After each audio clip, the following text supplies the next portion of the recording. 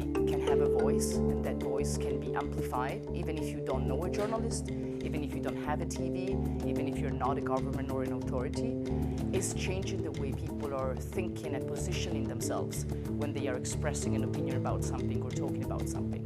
So to me, crowdsourcing is the result of both. Is the technology that is allowing people to express their voice freely, and on the other side, this is allowing people to think about their role in society in a different way.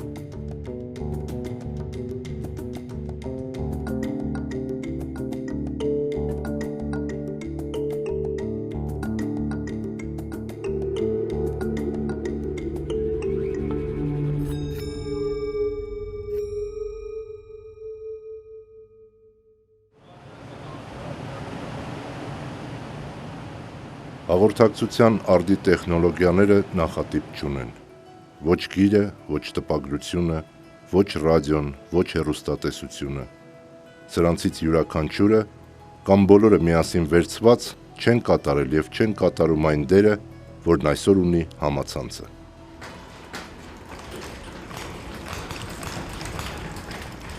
Որքան էլ տարօրինակ թվա, համացանցի նախատիպի որոնումները մեզ տանում են մի տեղ, ուր չկան համակարգիչներ, iPad-ներ, բջջային հեռախոսներ, թվային ֆոտո կամ տեսախցիկներ։ Չկան տեխնիկական մեծ հնարավորություններ, բայց կա խոսքի տարածքը ընդարձակելու ձգտում։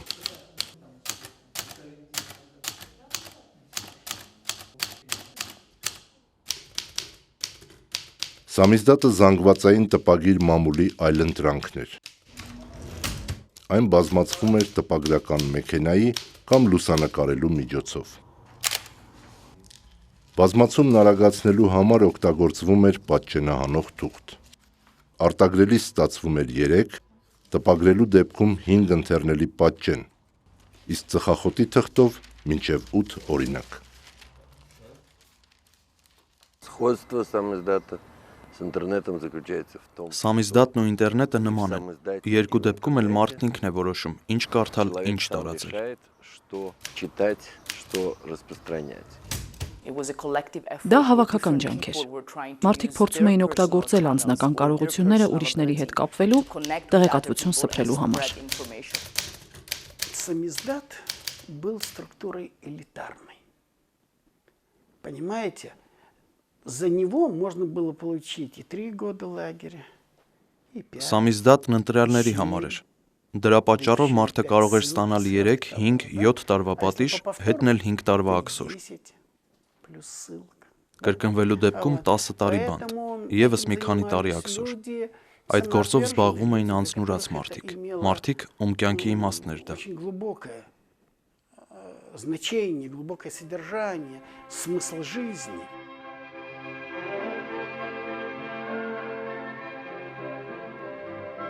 Խորհրդային միությունում, որտեղ առաջացել եւ մոտ 4 տասնամյակ գոյություն է ունեցել սամիզդատը, խոսքի մենաշնորհը պատկանում էր կառավարող վարչախմբին։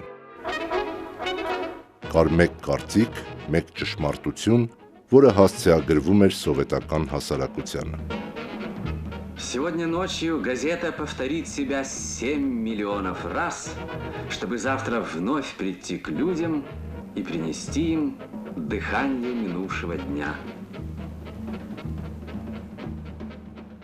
Гражданского общества не было. Քաղաքացիական հասարակություն չկար։ Սովետական առաջին տարիներին ոչնչացվել էր, բայց այն մոդելավորելու փորձեր լինում էին, եւ դրանք շատ կարեւոր փորձեր էին։ Նման փորձերից առաջինն արեց ռուս բանաստեղծ Նիկոլայ Գլասկովը, ում գործերը թեև գրական շրջանակներում ճանաչված ու սիրված, գրաքննությունը մերժում էր։ Գլասկովը գտավ ելքը։ Это слово придумал поэт Николай Глазков. Այդ բառը ստալինյան տարիներին հորինել է Նիկոլայ Գլասկովը, ում գործերը չէին տպագրում։ Ինքն անձամբ հրատարակեց եւ դրանց վրա գրեց. «Сам себя издат». Это слово было как бы пародия на госиздат. Դա մի տեսակ պետհրատի ծաղրանմանակումն էր, իսկ պետական հիմնարկի անվանը դիպչելը չէի ասի, թե անվտանգ զբաղմունք էր։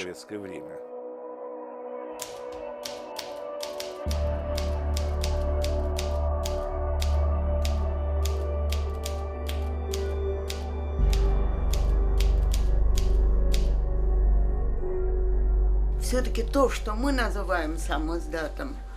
Ինչը մենք սամիզդատ ենք կոչում, իրականում 50-ականների երկրորդ կեսի ծնունդ է եւ սկսվել է բանաստեղծությունից։ Начинался самоздат со стихов.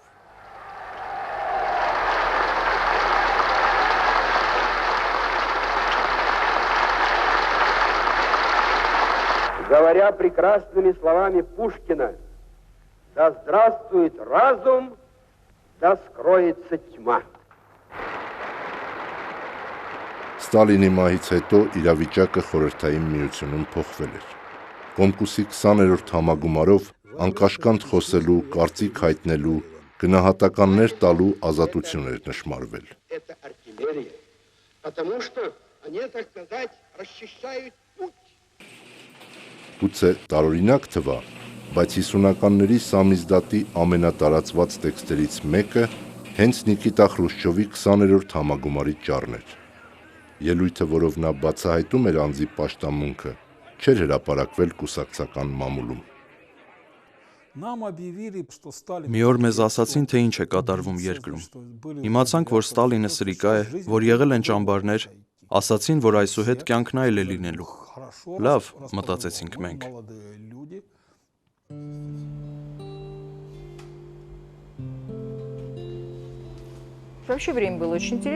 Շատ հետաքրքիր ժամանակ էր։ Վերևից կարծես ամեն ինչ արգելված էր, բայց իրականում բավականաչափ ազատություն կար։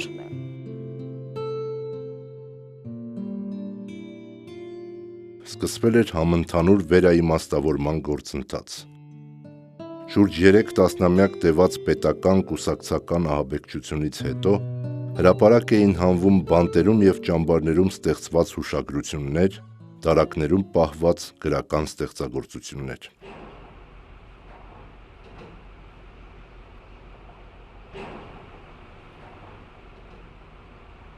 Пошли воспоминания и записки про лагеря.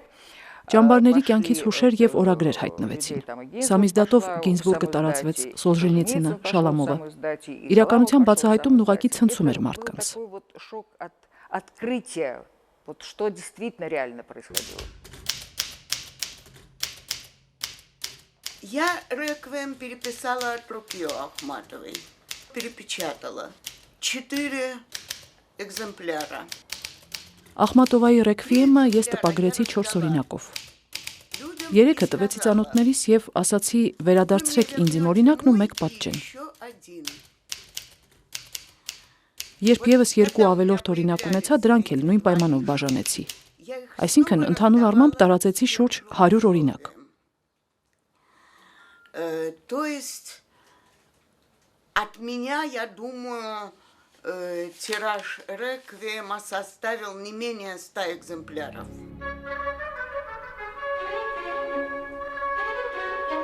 Հազար 958-ին Մոսկվայում տեղադրվում է Մայակովսկու արձանը, որի շրջակայքը դառնում է երիտասարդ բանաստեղծների հավաքատեղին։ Մեկ տարի անց լրագրող Ալեքսանդր Գինզբուրգը պատրաստում և տարածում է Սինտաքսիս ալմանախը, իմի բերելով արդեն հայտնի և անհայտ բանաստեղծների գործեր։ Это был манифест поколения, можно сказать. Դա մի ամբողջ սերնդի մանիֆեստ էր։ Հեղինակների ընտրությունը հաջող էր։ Գինզբուրգն այդ գործից լավ էր հասկանում։ Հետո Իզվեստիայում անբանները Պառնասեն մագլցուն վերնագրով մի հոդված տպվեց։ Այսինքն առանց պետերի թույլտվության հայտնվել էին մարդիկ և ուզում էին հրապարակ անել իրենց գործերը։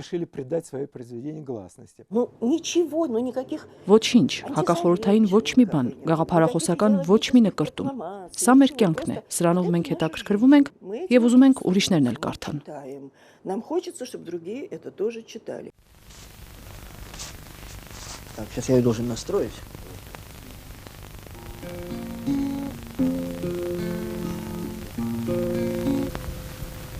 Когда с окраин раздается еще неясный голос струн, слова, как ястребы ночные, срываются с горячих губ.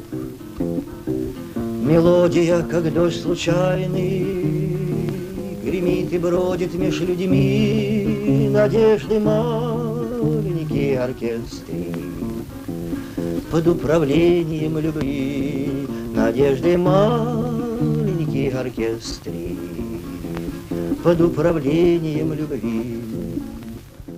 Синтаксис номер 1, синтаксис номер 2. То есть это уже заявка на Սինտաքսիս 1, սինտաքսիս 2 Սա արդեն պարբերականության հայտ էր, հաստատման ևս մեկ քայլ։ Տիտղոսաթերթին գրված էր. կազմող Ալեքսանդր Գինզբուրգ։ Այսինքն ես գործում եմ բաց, օրենքը դա չի արգելում, դա իմ իրավունքն է։ Это, как бы сказать, мое право. Գինզբուրգը չհասցրեց պատրաստել ալմանախի 4-րդ համարը, նրան ձերբակալեցին։ Երիտասարդ հրատարակչի մեղադրանքը ինչ-որ ժամանակ ընկերոջ փոխարեն քննություն հանձնած լինելն էր։ Գինզբուրգին իհարկե դատեցին։ Սկզբում ուզում էին հակասովետական ագիտացիա եւ պրոպագանդա կպցնել։ Հետո տեսան ինչ, ընդամենը բանաստեղծական ժողովածու է։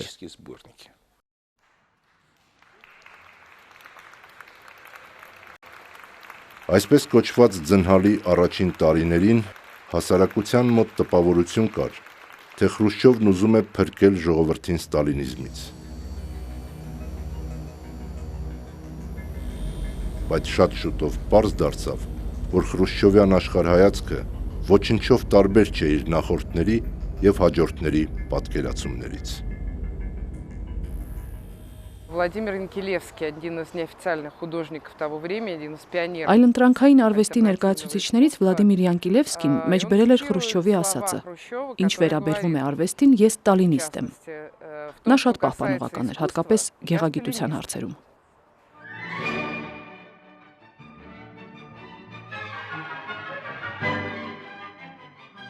«1962 թվականին ավանգարդիստ նկարիչները Մոսկվայի մանեժում նոր իրականություն խորագրով ցուցահանդես են բացում։ Նիկիտա Խրուշչովը գալիս է նայելու եւ պատրաստ չլինելով ընկալել վերացական արվեստը, խստորեն քննադատում է, օգտագործելով անգամ անթույլատրելի արտահայտություններ։ Но я не понимаю, товарищи, вот, говорит, скульптура, вот он, неизвестный, вот эта скульптура. Вы извините, я спросил, слушайте его, товарищи, господа, не пидорастовый евро, вы извините его.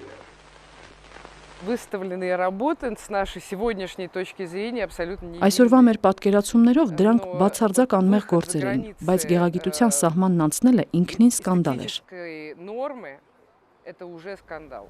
Неожиданно в зал принесли несколько полотен. Вот что рассказал Никита Сергеевич по поводу этих картин. Вообще шедевр изобразительного искусства. Скажите, что здесь изображено? Это не протест, это просто Դա ընդվզում չէր։ Դա սեփական գործերը ներկայացնելու արվեստագետի պահանջմունքն էր։ Իսկ ներկայացվելու համար պետք է ցույց տաս, ինչպես օրինակ Բրոդսկու գործերն էին բազմացվում ու տարածվում։ И также стихи Бродского, которые перепечатывались. 1963-ին սկսվում է Իոսիֆ Բրոդսկու դատավարությունը։ Բանաստեղծին մեղադրում են պորտաբուծության համար, գրական թարգմանչական աշխատանքն ըստ էության համարելով անօգուտ եւ անպետք։ Դատական այս գործընթացի լուսաբանմամբ էլ Սամիզդատը ձեռք է բերում նոր իրավապաշտպանական բովանդակություն։ Первым текстом правозащитного самиздата было как раз Իրավապաշտպան Սամիզդատի առաջին նմուշը Բրոդսկու դատի սղագրությունն էր։ Վիկտորովայի մշակած տեքստը ձեռքից ձեռք էր անցնում։ Это дело Бродского знаменитое. Սա Բրոդսկու հանրահայտ գործն է։ Մարդիկ սա կարդում եւ իմանում էին ով է Բրոդսկին եւ ինչ է իրենից ներկայացնում խորհրդային դատարանը։ Суд, да, эти бессмертные диалоги, просто чем вы занимаетесь, пишу стихи, перевожу, я полагаю, никаких я полагаю, стойте как следует, не прислоняйтесь, смотрите на суд. У вас есть постоянная работа? Я думал, то, что я делаю, постоянная работа. Отвечайте точно. Я писал стихи, я думал, что они будут напечатаны, я полагаю. Нас не интересует, я полагаю, отвечайте. Почему вы не работали? Я работал, я писал стихи. Нас это не интересует, нас интересует, с каким учреждением вы были связаны.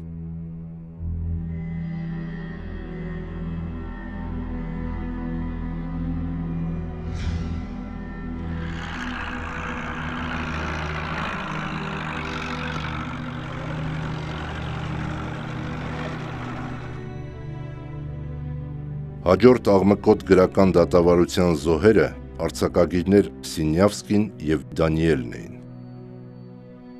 Նրանք մեղադրվում էին սեփական գործերը արտասահմանում կեղծանունով հրապարակելու համար։ Սինյավսկին Աբրահամ Տերց, իսկ Դանիելը Նիկոլայ Արժակ ծածկանուններով դրսում տպագրում էին այն գործերը, որոնք չէին կարող հրատարակված տեսնել հայրենիքում։ Совсем другая картина получается, когда объявляется некий сочинитель, который у нас пишет об одном, а за рубежом издает совершенно иное. Пользуется он одним и тем же русским языком, но для того, чтобы в одном случае замаскироваться, а в другом осквернить этот язык бешеной злобой, ненавистью ко всему советскому. Вдвойне стыдно за тех, кто предлагает свои услуги и обращается с просьбой отдать им на поруки осужденных отщепенцев.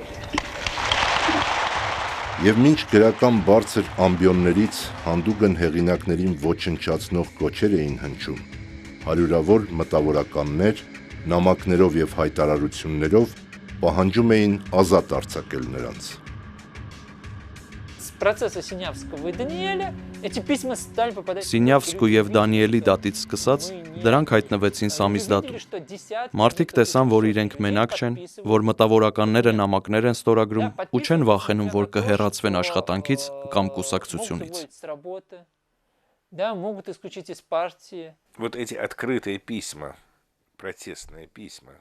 Եվ дրանք դարձան իրավապաշտպան Սամիզդատի, հետո նաև ընդվզման սկիզբը։ Вот, это уже начало протестного движения. Неполноту сборника, заметная неполнота. Բրոդսկու դատավարության սղագրությունից հետո իրավապաշտպանական Սամիզդատի երկրորդ կարևոր հրապարակումը Սինյավսկու և Դանիելի դատավարության առիթով Ալեքսանդր Գինզբուրգի կազմած Սպիտակ գիրքն էր։ Он успел это показать, успели отправить на Запад. Նա հասցրեց ավարտել, հասցրեց ուղարկել արևմուտք և կարճ ժամանակ անց գիրքը լույս տեսավ Ֆրանսիայում։ Հետո ուրեմն ձերբակալեցին և ինչպես ենթադրվում էր, դատեցին հակախորհրդային ագիտացիայի և պրոպագանդայի համար։ Այդ ժամանակ արդեն 4 հոգի ձերբակալված էին։ Тогда уже были арестованы 4.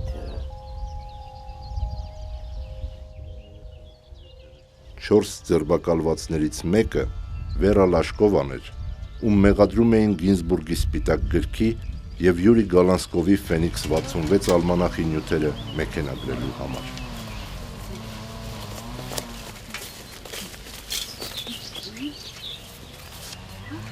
Это было осознанным с моей стороны участием, то есть я в этом принимала участие, разделяя все то, о чем писали, скажем, люди другие. Իմ կողմից դա գիտակցված մասնակցություն էր։ Ես կիսում էի այն ամենն, ինչ գրում էին ուրիշները։ Եվ հասկանում էի, որ դրա համար կարող են պատժել, բայց դա իմ կյանքի չափանիշներից էր։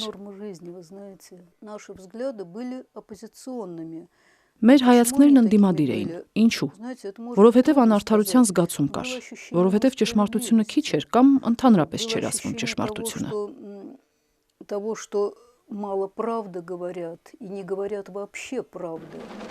Самые важные новости из жизни нашей страны и мира – это ТАСС. Высокая политическая бдительность, оперативная пропагандистская работа. Сам издать важны не только авторы, но и... Սամիզդատում կարևոր էին ոչ միայն հեղինակները, այլև տարածողները։ Այսինքն մարդիկ, ովքեր ինչ-որ տեքստ ստանալով թուղթը դնում էին գրամեքենայի մեջ ու բազմացնում։ Распространяют его дальше. И так тексты идут и умножают тираж. 1968 թվականի ապրիլին բանաստեղծուհի Նատալիա Գարբանևսկայան սկսում է հրատարակել Խրոնիկա Տիկուշ Շիխսաբիցի Սամիզդատ պարբերականը, դիտկոսաթերթի վրա հղում անելով մարդու իրավունքների համընդհանուր հռչակագրին։ Так вот, что такое эта хроника? Это только чистая информация. И сама по себе... Ինչ էր խրոնիկան։ Անաղարտ տեղեկատվություն, որն ինքն իրենով արդեն ընդվզման լիցք ուներ։ Ոչ մի կոչ, ոչ մի բացահայտում, ոչ մի գնահատական չկար։ Փաստերի պարզ շարադրանք էր։ В очень аккуратном таком безоценочном стиле. Խրոնիկան փորձում էր ընթերցողին հասցնել այն ամենը, ինչը խնամքով թաքցնում էր պաշտոնական քարոզչամեքենան։ Ձեռքից ձեռք անցնող մեքենագիր էջերի գլխավոր թեմաները մարդու եւ ժողովուրդների իրավունքներն էին։ Սամիզդատը ազատ գոյություն էր անազատության միջավայրում, երբ անհատն արտահայտվելու պատասխանատվություն էր ստանձնում, գրքի տեսքով, ուղերձի, տեքստի։ Քրոնիկայի ընթերցողը դիմադրության մասնակից էր զգում իրեն։ Եթե մարդը ոչինչ էլ չաներ, պարզապես կարդար, արդեն դիմադրողների հետ էր։ Адресатом, я думаю, был всякий человек. Հասցեատերն իմ կարծիքով ազատության ծարավ մարդն էր, խոսքի ազատության, մտքի ազատության։ Բայց իսկական հասցեատերը նա էր, ով կմասնակցեր սամիզդատի հետագա տարածմանը։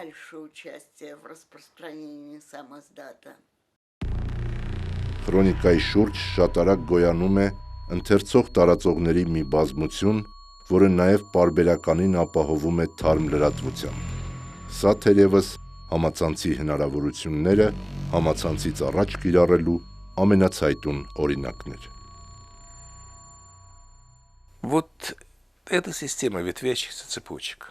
Այս ճյուղավորումն էլ հենց սամիզդատի համակարգն էր։ Դա չէր հնարվել ինչ-որ մեկի կողմից։ Ինքն իրեն առաջացել ու գործում էր։ Возникла и сама собой существовала. Конечно. Իհարկե ազատությունը հիմա ավելի շատ է։ Ամեն մեկը կարող է մտնել ինտերնետ։ Ամեն մարդ չէր կարող սամիզդատ ստանալ։ Դրա համար ինչ-որ ճանապարհ պիտի անցներ։ Хроники в пятом, по-моему, номере. Փոքրիկ մի հրահանգ էի դրել նրանց համար, ովքեր ուզում են լուրեր փոխանցել։ Եթե ուզում եք լուր տալ քրոնիկային, փոխանցեք այն մարդուն, ումից վերցրել եք քրոնիկայի համարը։ Նա էլ կտան նրան, ումից ինքն է վերցրել։ Եվ այսպես շարունակ։ Բայց մի փորձեք ինքնուրույն գնալ մինչև վերջ, որպեսզի ձեզ մատնիչի տեղ չդնեն։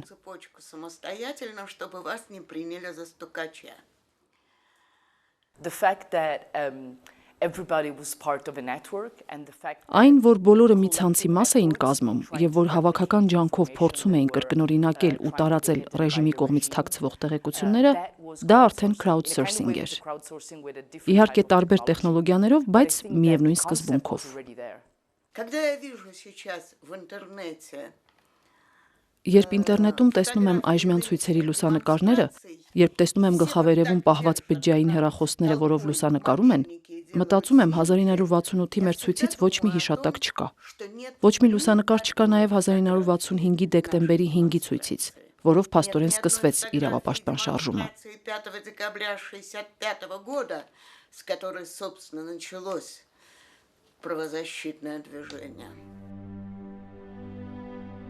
1967 թվականին Օդեսայում Վյաչեսլավ Իգրունովը հիմնում է սամիզդատի եւ գրաքննության չընթարկվող գրականության հավաքածու։ Դա խորհրդային միությունում երբևէ եղած նմանօրինակ ամենամեծ գրադարանն էր, որը չուներ գաղափարախոսական կամ աշխարհայացքային սահմանափակումներ։ Հավաքում եւ տրամադրում էին այն ամենը, ինչն արգելված էր։ Монархисты, анархисты. Միապետականներ, անարխիստներ, սոցիալ-դեմոկրատներ, ազատականներ, ազգայնականներ, ինտերնացիոնալիստներ, եվրոպամետներ, հայրենասերներ, եղբայրություն էր, որն առաջացել էր ճնշումից, եւ այդտեղ ամենակարևորը բարոյական որակներն էին։ Գրադարանի կառուցվածքն այսպիսին էր. տեխնիկական աշխատող, ժապավենների եւ գրքերի պահոցների պատասխանատուներ, գրադարանավար, ցրիչ։ Միմյանց ճանաչելու եւ վստահելու համար կային հատուկ նշանաբառեր։ Была специальная квартира, была снята квартира на окраине города. Մի քանի ճամպրուկ մանրու մեծ տեքստեր կային։ Կար հատուկ բնակարան, որտեղ ապրում էր նկարիչ ընկերս, ով իր գործով էր զբաղված, եւ KGB-ի ուշադրությունն առանձնապես չէր գրավում։ Նրա մոտ էլ պահում էինք այդ ճամպրուկները։ Более мелких текстов было несколько чемоданов этих мелких текстов. Мастер Маргарита. Ընթերցողներին գրադարանը սպասարկեց 15 տարի, 1967-ից մինչև 82 թվականը։ Այսինքն, կարելի է ասել Բրեժնևյան իշխանության ամբողջ ընթացքում, երբ խորհրդային միությունում գնալով ավելի ու ավելի էր կատարելագործվում քարոզչական մեքենան, իսկ այլակարծության դեմ պայքարն ավելի ու ավելի խստանում էր։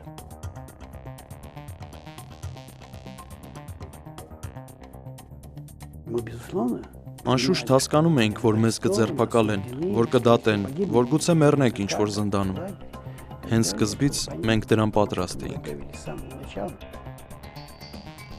Այս հեռանկարն ավելի էր մեծացնում հեղինակ ընթերցող տարածողների պատասխանատվությունը։ Սամիզդատում զետեղված յուրաքանչյուր տեղեկություն, ամեն բառ մանրամասնորեն ստուգվում եւ ճշգրտվում էր։ Ошибки, конечно, тоже были. Վրիպակներ իհարկե նույնպես կային, բայց զարմանալիորեն քիչ, ճշգրտության աստիճանը շատ բարձր էր։ Այ հետաքրքիր կլիներ Պրավդայի կամ թեկուզ New York Times-ի հետ համեմատել։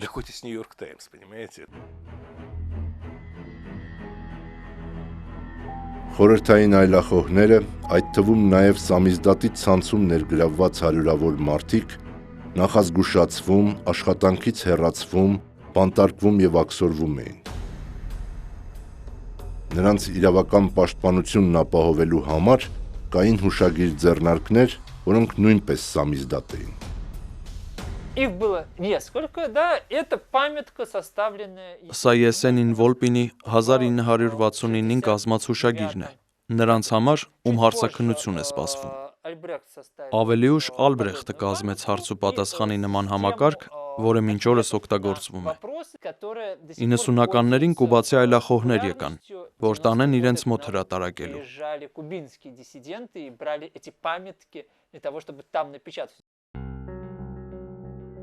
Իշխանությունները այլախոհների նկատմամբ կիրառում էին նաև այսպես կոչված պրոֆիլակտիկ միջոցներ։ Հարկադիր կամ պատժիչ հոգեբուժությունը այդ միջոցներից ամենաահավորն էր։ Ես ճամբարում չեմ եղել։ Ինձ նայողը զգում է, չէ, որ գիժ եմ։ Դրա համար հայտնվեցի հոգեբուժարանում։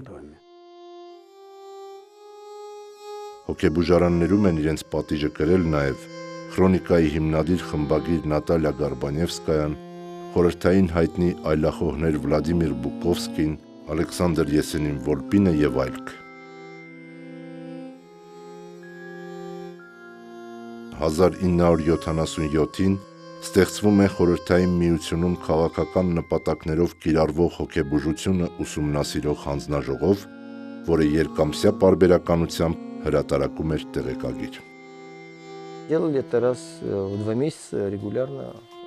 Կանոնավոր կերպով 2 ամիսը մեկ տպագրում էինք։ Մեկին բանտարկում էին, մյուսն էր սկսում։ Տեղեկագիրն իր տեսակով դասական սամիզդատ էր։ Միակ տարբերությունն այն էր, որ կազմի վրա կային հեղինակների անունները։ Այդ ժամանակ դա ընդունված չէր։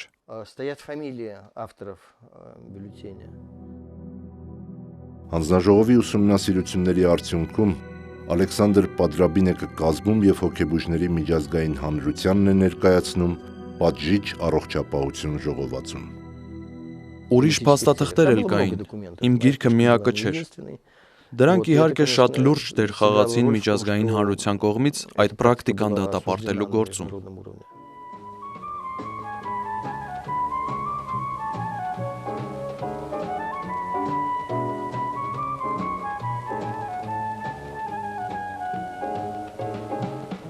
Մեզ կալանավորից ասում են վերջին անգամ պատուհանից նայի։ Հայաստան վերջին անգամ ես տեսնում։ Այլևս դու եթե ողջ մնաս հետ չես գա։ 1981 թվականի փետրվարին Երևանի բնակիչներն իրենց փոստարկղերում հայտնաբերում են Փարոս 4 խորագրով մեքենագրված 4 էջանոց թերթ, որն անստորագիր չէր։ Նավասարդյան Աշոտը ու ես ստորագրեցինք, որովհետև մենք դա համարում էինք դիմում իրականում։ Մենք ծանր բան էինք առաջարկում սովետական միության համար, անընդունելի բան էինք առաջարկում, բայց դա տեղավորել էինք սահմանադրության մեջ։ Մի օրինակը վերցրեցինք ու գնացինք մենք ինքներս դատախազություն առավոտը շուտ նամակը հանձնեցինք դատախազությանը, ասացինք, որ մենք ենք հեղինակը ու որպեսզի դուք ժամերով չսպասեք, մինչև ձեզ KGB-ից կամ ձեր հարազատների փոստարկղներից չգասնին, մենք վերել ենք ինքներդ կարդացեք մեր։ Տեսեք, լավ բան ենք արել, թե չէ։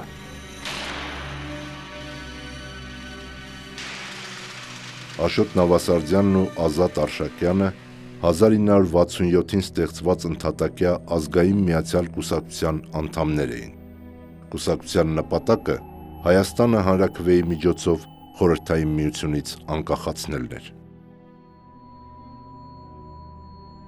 Սամիզդատի առաջին նմուշները կապվում են 60-ական թվականների զարթոնքի հետ, երբ որ ստեղծվեց ազգային միացյալ կուսակցությունը եւ հրատարակվեց Փարոս պարբերականը։ Պարբերական ենք ասում, բայց որոշ վերապահությամբ պետք է ընդունել, որովհետեւ ասենք մի քանի տարին մեկ 4 համար ընդհանրապես լույս տեսել տարիների ընթացքի մեջ։ Թերթի ամեն համարից հետո կուսակցության ղեկավարները եւ անդամները բանտ էին գնում։ Մշտական այդ ճնշումներն էլ ստիպում էին տպագրության նոր ձևեր ու եղանակներ գտնել։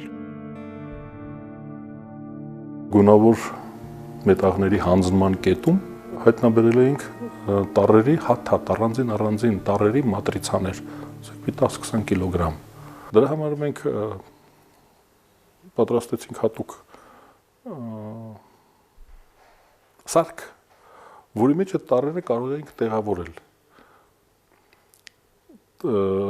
Տող, այսինքն ուրիշ ձև հնարավոր չէր, այսինքն մենք որոշեցինք տողեր պատրաստել։ Ուրեմն այդ սարքի մեջ լցնում էինք հալված արջիճը ու վերևից պատրաստել էինք պրես, սեղմիչ հատուկ, որ պատատում էինք այդ տողերը շարում էինք որևէ տախտակի վրա ու դառնում էր տպագրական սարք, KGB-ի համար դա շատ փնտրվող օբյեկտ էր, որովհետև իրանք չգիտեին դա ոնց է արվում։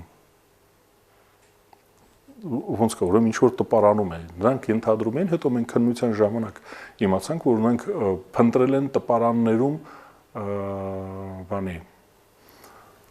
տպագրիչ այլախոհի։ 1978 թվականին լիտվացի Վիտաուտաս Անժյուլիսը և Յոզա Սպացիավիչուսը Կաունասի մերձակայքում գտնվող Սալյայ գյուղում հիմնում են ընդհատակյա տպարան։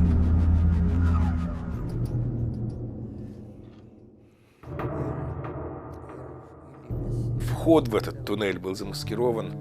Թունելի մուտքը ջերմոցով էր քողարկված։ Պտտվում էր բռնակն ու բացվում էր հորը, որով աստիճաններ իջնում։ Ամեն ինչ լավ է, հանգիստ նստիր ու տպիր ինչքան կուզես։ Садись и печатай.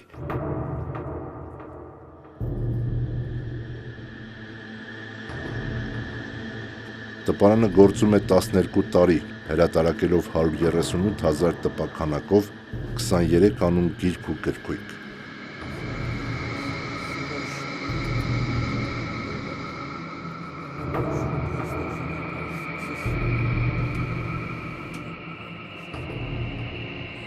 Չնայած բոլոր ջանքերին, KGB-ին չի հաջողվում բացահայտել ոչ տպարանը, ոչ էլ տպագրիչներին։ Сповзните книги легалием, этих нелегали, слепдоместе, но по шалению Q. Ризикуя. Там не написано, берите в руки автоматы и идите Այնտեղ գրված չէր, զենքն առեք ձեռքներդ, գնացեք կոմունիստներին սպանելու։ Գրված չէր նաև, որ խորհրդային իշխանությունը մեր տեսած ամենազզվելի իշխանությունն է։ Մեր կյանքն էր նկարագրված։ Հիմա երիտասարդները դժվար թե հասկանան դա։ Նրանց համար անգամ Վիսոցկին է սովորական։ Даже в дозоре можешь не встретить врага. Это не горе, если болит нога. Петли дверные многим скрипят, многим поют. Кто вы такие? Вас здесь не ждут. Парус, порвали парус. 1979 թվականին 12 օրինակ տպաքանակով լույս է տեսնում Մետրոպոլ ալմանախը, որի հեղինակները հանրությանը շատ կամ քիչ հայտնի բանաստեղծներ եւ արձակագիրներ էին, իսկ նրանց մի մասը անդամակցում էր խորհրդային գրողների միությանը։ Это придумали Василий Аксенов и Виктор Ерофеев. Դա Վասիլի Աքսյոնովի եւ Վիկտոր Երաֆեևի միտքն էր։ Աքսյոնովն ասել էր. «Արևմուտքում մի գրական հանդես չտպենք», Երաֆեևը թե ինչու արևմուտքում, այստեղ տպենք։ Ռուսաստանում գիտեք, ամեն ինչ երեքով են անում։ Ես եղա երրորդը։ Որոշեցինք ինչ էլ լինի այստեղ հրատարակել, որովհետև դրանից առաջ նկարիչները մի ցուցահանդես էին բացել, որն իշխանությունները տրորել էին բուլդոզերներով։ Բայց հետո առանձնացված մի տեղ տվեցին, ուր նրանք ցուցադրվում էին։ Իհարկե, KGB-ի հայացքի ներքո։ Малой Грузинской, где они выставляли свои картины, разумеется, под присмотром КГБ. Если бы власть была чуть-чуть поумнее, вот на миллиметр. Եթե իշխանությունը մի քիչ խելք ունենար, կտպեր մեր ալմանախը, սահմանափակ քանակով, 1000 օրինակ, բայց եթե խելք ունենար, կյանքն էլ գուցե ուրիշ լիներ։ Գուցե մինչ օրս գոյություն ունենար խորհրդային այդ ռեյխը հազարամյա։ Советский тысячелетний. Հետպատերազմյան 3 տասնամյակը Խրուշչովից մինչև Գորբաչով սամիզդատի դարաշրջանն է։ Ժամանակի մի հատված, երբ ձեռագիրը, մեքենագրված տեքստը, լուսանկարչական մեթոդով արտատպված գիրքը, հողի տակ ստեղծված տպագիր արտադրանքը, անկեղծություն եւ ճշմարտացիություն էին խորհրդանշում։ Я помню, был анекдот такой, что Հիշում եմ, մի անեկդոտ կար։ KGB-ի ղեկավար Անդրոպովը քարտուղարուհուն հանձնարարում է մեքենագրել Տոլստոյի պատերազմն եւ խաղաղությունը։ Ինչու հարցնում է քարտուղարուհին։ Որովհետեւ թորնիկս միայն սամիզդատ է կարդում։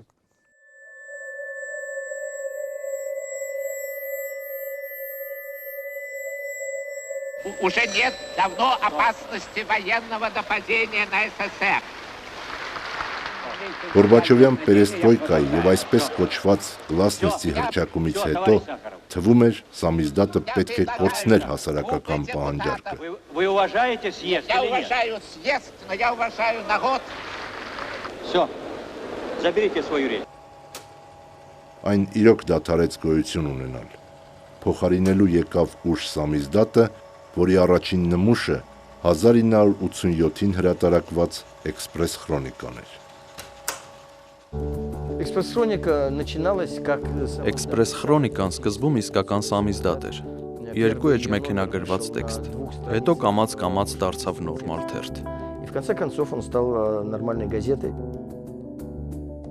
Թեև թույլատրված էր ազատ արտահայտվելու, հա, իրավունքը տրված էր, բայց քանի որ պետական հրատարակությունները գտնվում էին դեռևս գրաքննության տակ, ազատ խոսքը միայն ինքնահրատների միջոցով էր տարածվում։ Ուշ սամիզդատի առաջին նմուշը Հայաստանում լույս է տեսնում 1987 թվականի հոկտեմբերին։ Դա ազգային միացյալ կուսակցության ծրագիրը շարունակող ազգային ինքնորոշում միավորման անկախություն թերթն էր։ Նախքան այդ 87 թվականին եւս մի պարբերական կա, որի մեկ նմուշը ես կուզենամ ձեզ ցույց տալ։ Դա Աշոտ Նավասարդյանի եւ Ազատ Արշակյանի պաշտպանության կոմիտեի տեղեկագիրն է։ Հրատարակվել է 4 համարի։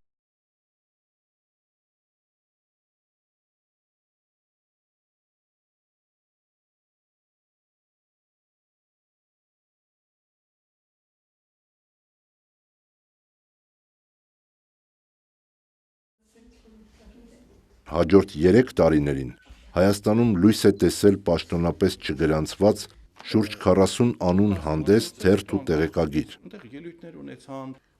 Հրատարակությունների այսպիսի առատություն էր նաև Միության մյուս հանրապետություններում։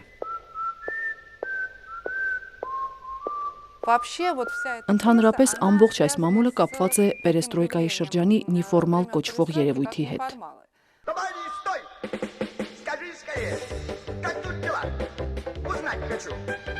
Я убежал тайком из мавзолея. Пойду же, Ильичу. Это может быть все что угодно. Это может быть творчество. Դրանց մեջ ինչ ասես կար՝ գեղարվեստական գործեր, քաղաքականություն, հասարակական դիրքորոշումներ, ուսանողական խմբեր, հայրենակցական միություններ, այսինքն սպեկտրը բավականաչափ լայն էր։ Ընդվզման տարրեր իհարկե կային, բայց գլխավոր նպատակը դա չէր։ Գլխավորն իմ կարծիքով սեփական դիրքորոշումը բացատրելն էր։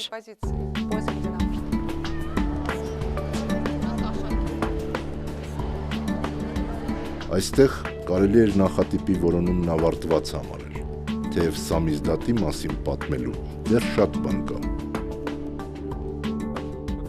Չխոսվեց հեղինակային գրքի մասին, որը ոչ միայն գրաքննությունն էր շրջանցում, այլև տպագրության ավանդական տեխնոլոգիաները։ Չխոսվեց Ալեքսանդր Գինզբուրգի ճամբարում պատրաստած ռադիոռեպորտաժի մասին, որը մարտահրավեր էր տասնամյակներ շարունակ ձևավորված բանտային համակարգին։ На этом мы заканчиваем нашу передачу из политического лагеря номер 17. Передача была организована по недосмотру администрации. Вел передачу Александр Гинзбург.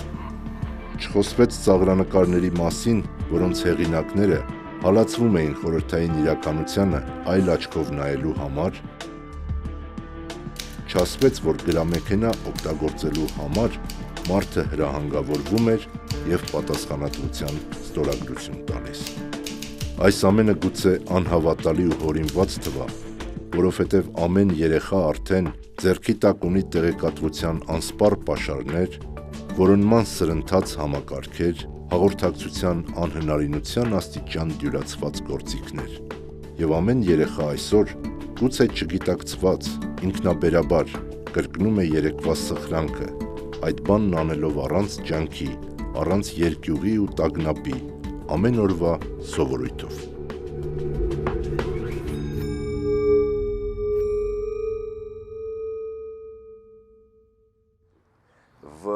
Համացանցային սամիզդատում սխրանք չկա, բայց հիմնարար պատկերացում կա ազատության մասին։ Համացանցն իհարկե որոշակի ազատագրում է ապահովում, բայց մարդն այնտեղ անմիջականորեն ներկա չէ։ Մարդը տարալուծված է տեխնոլոգիաների և մեդիա ձևերի մեջ։ Համացանցը, ոնց ասեմ, կատարվեց սամիզդատի մարդու երազանքը։ 2007-ին Մոսկվայում ես ու Բուկովսկին մեր գրքերն էինք ներկայացնում։ Բուկովսկին ասաց, Երանի այն ժամանակ համացանցը լիներ։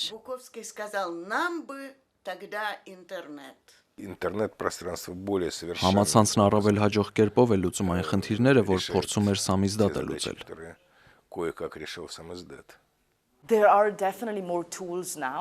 Այսօր ավելի շատ գործիքներ կան։ Շատ գործիքները շատ վտանգներ են բերում։ Հիմա խորհրդային ժամանակներից տարբեր է, բայց նույնն են ռիսկերն ու վտանգները։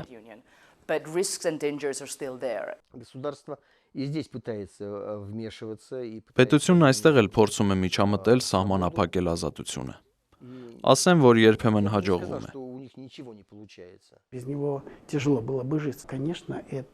Առանց համացանցի դժվար կլինի, թեև դա այլ մթնոլորտ է, այլ տեխնոլոգիա։ Համացանցը հիանալի բան է, և ես համաձայն չեմ, երբ ասում են, թե դա հակամշակույթ է։ Համացանցը մարդու գոյատևման ձևերից մեկը լինի, ասես։ Չէ, եթե պրովայդերները փակ չեն, եթե բոլորին չեն ձերբակալել, իսկ դուք գիտեք, օրինակ, որ Չինաստանում Facebook-ն արգելված է։ Շատ պարզ, ձեռքի մի շարժում ու վերջ։ Եվ դուք վազվզում եք ձեր համր հեռախոսով ու ոչինչ չեք կարողանում կարդալ։ Այդպես կարող է լինել, իսկ սամիզդատը, թուղթը, ձեռքից ձեռք է փոխանցվում։